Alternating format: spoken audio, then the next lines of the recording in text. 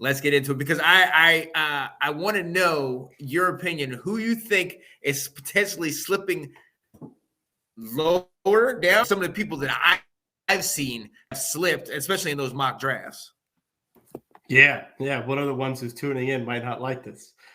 I mean, I'm seeing the quarterbacks. We really don't know what's going to happen with this.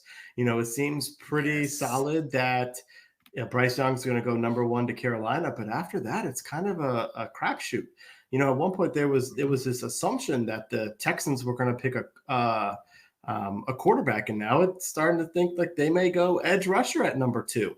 And what does that change? And is there, if Anthony Richardson or Will Levis falls, especially if they fall out of the top 10, that can change everything that happens before us, and it could be something like what if Devin Witherspoon or Christian Gonzalez do slide back to us, because the other teams go out and pick other players. What if Jalen Carter does not go in the top 5 like he should? Does that, it just, it's going to force other players to fall back down the board. And I think that could really, impact who we have available. The other one, and I would love this, is there's always been this assumption that the Northwestern tackle, Skoronski was going to be the first or second tackle. Well, they're starting to hear some buzz about that. Maybe he's got shorter arms. Maybe he's got that Brandon Sheriff syndrome where once you get him on the NFL level and they go, he's better to slide inside and put him at guard. If that becomes what more teams think, would he slide later and not go top 10, not go top 12? Could he potentially, when it comes to 16, be there because people have labeled him a guard instead of tackle? Yeah. What are you hearing? No. So that I've heard him a lot dropping down. I've seen some as much like Miles Murphy dropping down, which begs the question that we were asking before about, if that guy drops, you have an edge that's that talented. Do you go after somebody like that?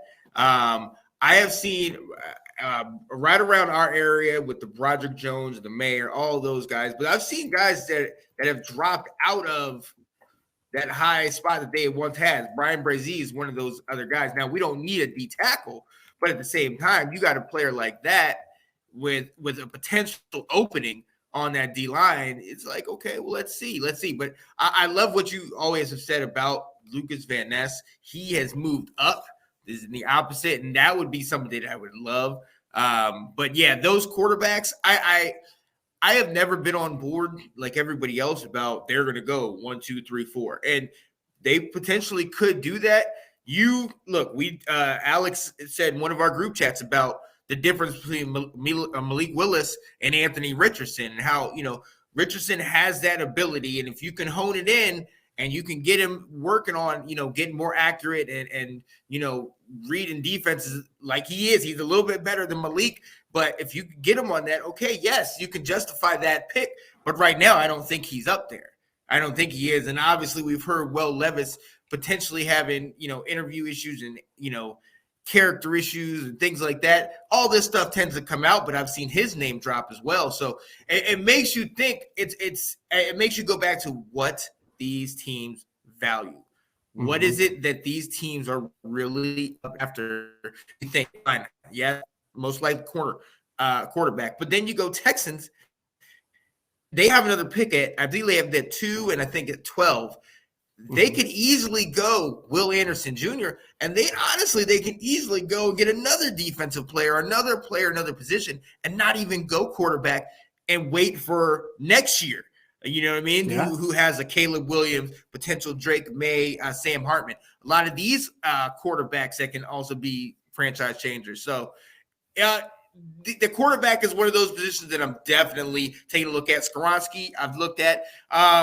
Who I would love to drop, maybe a Paris Johnson to us. Would be beautiful. Would you be willing to cut Charles Leno if Paris Johnson comes in? Yes. I was going to send you a picture. I had one where somebody offered me I'd laugh so hard at that. Get out of here. I was like, it's time. Get out. No, but hey, for the right trade and the right move, yes, you definitely have to do it. But it's going to be interesting to see. Jalen Carter is number one, I think, on everybody's big board. And it's interesting to see if the off-field issues and all these stuff surrounding him will drop him down. And then if by some stretch of the imagination, he comes down and gets dropped down to 16, do we just say, yes, take it? He's that guy. Or no, because we have that position set and locked up. Right. So, and I think that goes into that draft philosophy. Right. Is it the best player available, or is it what you need? Where are you building for? So, well, speaking of best player available, like you said, Jalen Carter's number one, and we don't know where he may actually go. But then right behind him, in most places, people think it's the running back from Texas, Bijan Robinson. Yeah. Where does he go? It's like people are like, well, the first team that they think has a hole at running back that could be intriguing are the Falcons at 8, but then it's like, are they really going to go there? But then it's like, well, what about the Eagles? They just let Miles Sanders leave. Would they get him at 10? There's a lot of buzz that Jerry likes him. Would Jerry trade up for him? So that's going to be kind of interesting because in the same stance, if he goes before 16, that's one more player that is falling backwards that could be available. Exactly. The other thing I think we're going to be able to watch to see what happens with 16 and whether we stay there or need to look elsewhere is the runs. We talk about this being an offensive lineman and a corner draft. What if we get a run on tackles and players like you said it offline here, like, hey, there's a lot of talk about this guy Harrison out of Oklahoma. What if the tackles teams realize, hey, if we don't get one of the top 4, there's a drop. So we need to go get one of the top 4, and they trade up or they just pick those guys. So then there's a run on tackles. That could mean some of these corners drop. Or if it's vice versa, if there's a run on corners and what we thought we knew would be Witherspoon and Gonzalez then also becomes Deonte Banks. It comes Joey Porter Jr. And by the time we're at 16, we're going, whoa, ho, ho. Some of these corners we thought we were going to get to choose from are gone. That obviously could drastically change whether we stay where we're at and say, okay, well, then we need to get this person. We need to get this guard because it answered my questions on who's the best player available for us. Or is it we get a chance to really, have someone slide to us, just like Jonathan Allen did in his draft. Exactly. He was a top 3 pick, and he went 16, 17, 18 to us. And see, I think that's the X factor. That's the unknown. It's the great unknown that we don't know who's going to drop. We don't know who we're going to have the opportunity to get. And we're kind of in that no man's land, which we've been in the last couple of years of 16, 17, 18, where it's, you don't want to move up, but at the same time, like last year, we moved back from 11 to 16 and was still able to get Jahan Dotson. But you don't want to move back. Moving back is a little bit more reasonable, but moving up, you really don't want to do. So you're really kind of just hoping somebody falls into your lap. Mm-hmm. And that's kind of, it's going to be interesting to see. I'm just so eager to see who is not getting picked up.